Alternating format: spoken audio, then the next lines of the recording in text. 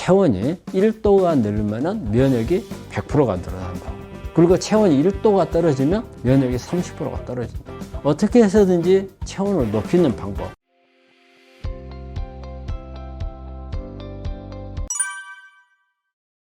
암 환자분들이 이런 게 있어요. 암을 걸리기 전에 운동을 안 했던 사람들이 암에 걸리잖아요. 그러면 나는 운동을 안 해서 암에 걸렸다 생각을 해요. 너무 운동을 이제 열심히 하는 거예요. 운동만 하면 이제 암을 나을 것 같다 이런 생각. 그게 잘못된 거예요. 암은 가장 중요한 게 우리 몸 안에 산소가 항상 충분해야 돼요. 산소가 부족해지면 안 돼요. 그러니까 우리 환자분들이 공기 좋은 곳으로 이렇게 가잖아요. 그거는 뭐냐면 산소가 중요하다는 뜻이거든요. 그래서 운동 중에서는 산소가 많은 운동이 뭐예요? 유산소 운동. 그러니까 산소가 충분하면서 운동량을 늘릴 수 있는 것은 유산소인데, 유산소 운동이라는 것 자체는 뭐냐면 너무 무리하지 않은 운동일 경우에 내가 호흡이 거칠어지지 않아야 되고 다리가 뻐근해지거나 등에도 뭐 뻐근해지고 이런 부분들이 나오질 않아야 되는 것. 그 다음에 심하게 땀이 나오지 않아야 되는 부분들. 여기까지 강도의 운동이 유산소 운동이에요. 근데 헐떡거리거나 그 다음에 통증이 나온다. 그러면 무산소 운동으로 넘어가요. 무산소 운동은 되게 무슨 운동이에요? 근력 운동. 그러면 우리 환자는 무조건 유산소 운동만 해야 되느냐? 그건 아니에요.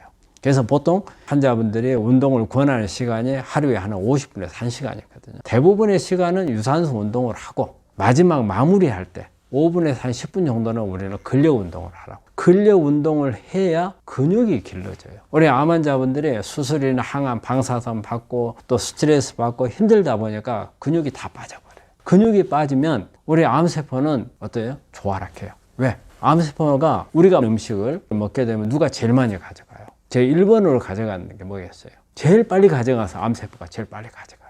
그 다음에 가져가는 게 근육이나 뇌가 가져가. 근데 양으로 따지면 누가 제일 많이 가져가요? 우리 몸에서 제일 많은 게 근육이죠. 근육이 제일 많이 가져가요. 그러니까 똑같은 양을 놔두고 근육이 많이 안 가져가면 나중에 암이 빼들어간단 말이에요. 그러니까 근육이 많이 가져가게끔 우리가 만들어야 하잖아요. 그래서 근육을 길러놔야 돼요. 근데 유산소 운동만 그냥 우리가 뭐 산책을 하듯이 걷거나 뭐 경보를 한다든지 이 정도 가지고서는 근육이 안 길러진단 말이에요. 마무리할 때 한 5분에서 10분 정도는 근력 운동을 좀 해주면은 근육이 길러져서 암세포가 에너지를 빼들어가는 것을 차단할 수 있는 방법이에요. 1시간 중에서 50분은 유산소, 10분은 근력 운동. 그게 가장 권장할 만한 운동법이에요.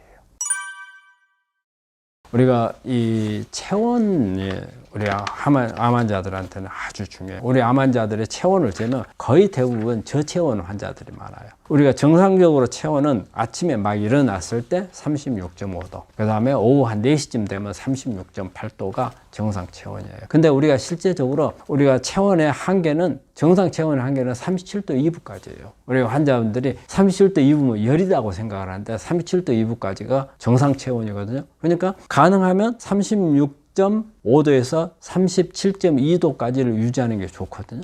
근데 우리 암 환자분들이 되게 에너지 생산이 떨어져요. 그러다 보니까 아침에 일어나서 36.5도가 안 되는 분들이 많아요. 그러면 이게 저체온이란 말이에요. 그러면 면역이 떨어져요. 왜 그러면 체온이 중요하느냐? 체온이 중요하냐면 우리 체온은 어느 정도 내가 건강한 상태에서는 에너지 생산이 충분하기 때문에 그 체온을 유지하는데, 체온이 떨어지게 되면 에너지 생산을 많이 못한다는 뜻이잖아요. 우리 면역세포들도 에너지가 있어야 싸울 거 아니에요. 근데 면역세포들이 저체온 상태라는 것은 에너지를 못 만든다는 뜻이고, 면역세포는 에너지를 많이 못 만들어요. 그럼 암세포로 공격을 못해요. 암세포는 내 체온에 관계없이 지금 성장하는 거예요. 내 체온이 높아야 에너지를 많이 만들어가지고 가서. 그리고 또 하나 체온이 우리가 열이 있잖아요. 우리 몸에 열이 난다는 것은, 인간한테 열은 예전에 진화적으로 이렇게 보자면 열은 감염 때예요. 외부에서 균이 들어왔다고 할 때, 그때 열이 나는 거잖아요. 그러면 열은 내 방어 수단이거든요. 그래서 열이 난다? 그럼 우리 몸에서는 뭐예요? 이 열이 들어왔다가 감염이에요. 외부 적이 들어왔다고 생각하는 거예요.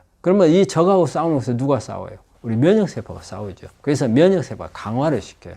그래서 우리가 체온이 1도가 늘면은 면역이 100%가 늘어난다고.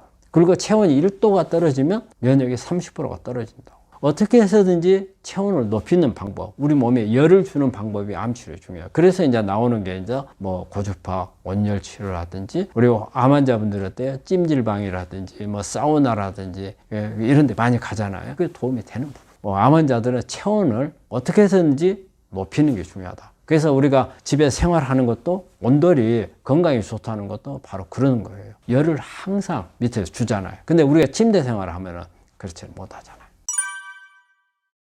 우리 은퇴 학교의 구독자분들 중에서 우리 이제 어느 정도 연령이 있으신 분들이니까 암을 가지고 계신 분들도 있을 수 있고 또 암을 치료하고 어떤 관해된 상태에서 있으신 분도 있고 완치하신 분도 있고 또 암을 어떻게 예방해야 되는 분들도 있을 수가 있어요. 그래서 모든 분들이 암에 대해서는 관심의 대상이라고 봐요.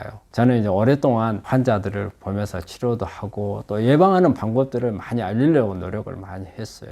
근데 제가 오늘 이런 강의를 하는 부분은 어떻게 보면은 예방을 하고자 하는 분들한테 도움되는 이야기가 더 많을 수도 있어요. 왜냐하면 우리 생활하면서 하나하나가 어떻게 하느냐에 따라서 내가 앞으로 암 환자가 되느냐 안 되느냐를 결정할 수 있는 거거든요. 그래서 우리 요즘에는 그래요. 남자분들이 암에 대해서 평생 동안 살면서 걸릴 수 있는 확률이 2.5명당 1명이라고 그래요. 여성은 3명당 1명이라고. 그래서 우리가 10명이 모였다. 그러면 어때요? 3명 정도는 항상 암이 될 수 있는 가능성이 있다는 거예요. 그래서 내가 암이 없기 때문에 나하고는 상관없다가 아니거든요. 내가 항상 암이 될 수 있는 가능성이 있는 예비자라는 걸 생각을 하고 제가 이렇게 암을 예방하는 방법, 음식을 먹는 거, 스트레스라든지 이런 부분들에 대해서 오늘 한 부분들이 여러분들의 앞으로 암을 걸리지 않도록 하는 도움이 될 수 있는 길이 됐으면 좋겠고 또 암을 걸린 분들이라든지 저는 암 환자들한테 완치란 말을 잘 쓰지를 못하게 합니다. 암은 5년 후가 되면은 보통 80%라고 그래요. 10년 후가 돼서 완치가 아니고 90%, 95%라고 그래요. 그래서 이 5%는 평생 동안 걸릴 수 있는 가능성이 있기 때문에 이런 분들, 모든 분들이 생활을, 암을 예방을, 우리가 재발이 되지 않게 하는 것도 예방입니다. 그 다음에 완치를 바라는 분들도 예방 개념이거든요. 그래서 항상 암은 내 생활의 일상화가 되어야 한다고 생각을 해요. 그래서 여러분들한테 지금 시간을 이렇게 할애해가지고 듣고 계시는 분들이 조금이나마 도움이 되고 또 이 부분이 공감을 하신다면은 실천에 옮겨서 건강한 생활을 하실 수 있기를 바랍니다.